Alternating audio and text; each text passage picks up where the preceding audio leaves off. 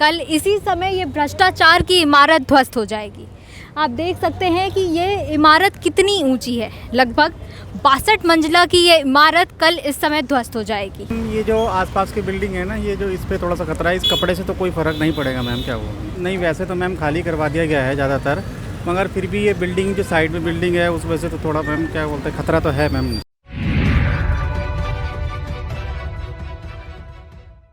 नमस्कार, इन खबर में आपका स्वागत है। नोएडा के ट्विन टावर इन दिनों चर्चे में है। 32 मंजिला इस तरीके के टावर गिराने की ये पहली घटना है। इसके पहले कोच्चि में 19 मंजिला इमारत गिराई गई थी, लेकिन ये दोनों ट्विन टावर को मिला देंगे तो 62-64 ये मंजिला हो जाती है बिल्डिंग। सबसे बड़ा सवाल ये है कि इससे आसपास के लोगों पे क्या असर होने वाला है। तो आपको जान के ताजुब होगा कि 10 घंटे तक आसपास के लोग घरों में कैद होंगे और तमाम सारे रास्ते बंद कर दिए जाएंगे, जिसमें कि एक्सप्रेसवे भी शामिल है। आखिरकार ट्विन टावर को गिराने की नौबत क्यों आई? सुप्रीम कोर्ट ने यह फैसला क्यों लिया? तो आपको बता दें कि इसके लिए उत्तर प्रदेश सरकार, नोएडा अथॉरिटी और बिल्डर पूरी तरह से जिम्मेदार है। बीच में यदि इन्होंने काम रोक करके 24 मंजिल पे ही रोक दिया होता तो शायद इसकी नौबत नहीं आती। दरअसल 4-5 से ये कहानी शुरू होती है। नोएडा अथॉरिटी ने जमीन अलॉट किया बिल्डर को, बिल्डर ने फ्लैट बनाना शुरू किया, बीच में ही 2 प्लॉटों को जोड़ दिया जाता है। इसके बाद 2 बार उत्तर प्रदेश सरकार ने FAR यानी कि फ्लोर एरिया रेशियो बढ़ाने का फैसला कर लेती है, जिसकी वजह से इस पूरे प्लान में गड़बड़ी शुरू हो जाती है। पहले से जो गड़बड़ी हुई थी वो तो हुई ही थी, अब इसकी वजह से भी समस्या बढ़ जाती है। मामला अथॉरिटी से जब नहीं संभला तो जो बायर्स थे वो जो है हार थक करके चले गए हाई कोर्ट, क्योंकि जो बिल्डर है वो हाइट बढ़ाता जा रहा था और उस पे फ्लैट खड़ा करता जा रहा था। जैसे ही मामला हाई कोर्ट गया वैसे ही सुपरटेक ने और इसमें फ्लैट बना दिया, मंजिल खड़ी कर दी और नतीजा ये हुआ कि ये 32 मंजिला बन गया। FAR जब भी बढ़ाया जाता है तो उसमें उसके सारे मानक देखे जाते हैं कि कितना मंजिल तक ये होना चाहिए।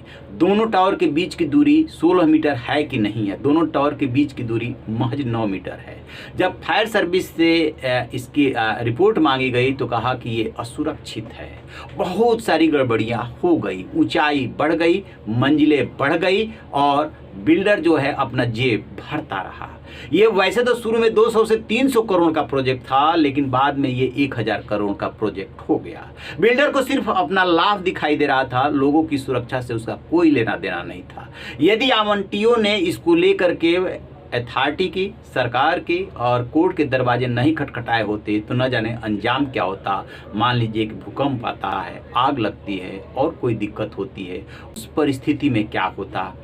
तो इन्होंने जैसे जैसे हाइट बढ़ाई वैसे वैसे मंजिल बढ़ाते ही चले गए। दोनों के बीच का जो गैप है, जो स्पेस ज़्यादा होना चाहिए था वो नहीं रखा और इतनी ऊंचाई बिल्डिंग की नहीं होनी चाहिए थी। ये गड़बड़ी पैदा हुई 2 बार FAR बढ़ाने से। सरकार ने तो एक सामान्य नीति बनाई, लेकिन उसका इन लोगों ने जम करके लाभ उठाया और अथॉरिटी मौन रह करके मुक्त दर्शक बन करके तमाशा देखती रही। जबकि ये अथॉरिटी की जिम्मेदारी थी कि वो इसको देखती कि आखिरकार जो हाइट बढ़ रही है, सुरक्षा के जो मानक है पूरे नहीं किए जा रहे हैं, लोग जब इसमें शिफ्ट हो जाएंगे तो उनको किस किस तरह की दिक्कत होगी ये ध्यान नहीं दिया गया। सुप्रीम कोर्ट सब कुछ जानते समझते हुए सुप्रीम कोर्ट को ये फैसला करना पड़ा है कि इसमें 17 से 18 करोड़ रुपए खर्च हो रहे हैं गिराने में। प्रोजेक्ट कितने का हो गया? 1000 करोड़ का हो गया। लेकिन इतना बड़ा यदि देश का नुकसान हो रहा है तो सिर्फ इसलिए कि लोगों को नुकसान न हो, लोग सुरक्षित रहे। अब जरा सोचिए कि आसपास जो बिल्डिंग्स खड़ी है वो लोग घर खाली करके, फ्लैट खाली करके चले गए हैं, उनको कहीं और ले जाया गया है। कैसे सांसें थाम करके वो देख रहे हैं कि उनकी बिल्डिंग को, उनकी सोसाइटी को तो कोई नुकसान नहीं होगा। अब ये सब कल पता चलेगा। जिस टेक्नोलॉजी का इस्तेमाल होता है, इस टेक्नोलॉजी से जो विशेषज्ञ हैं, एक्सपर्ट्स हैं, वो कह रहे हैं कि नुकसान नहीं होना चाहिए, लेकिन जो धूल और गुब्बार उठेगा उससे पूरा NCR प्रभावित होगा। अब इस पर नजर रहेगी कि कल क्या होता है। रहिए ना बेखबर, देखते रहिए इन खबर। Thank you.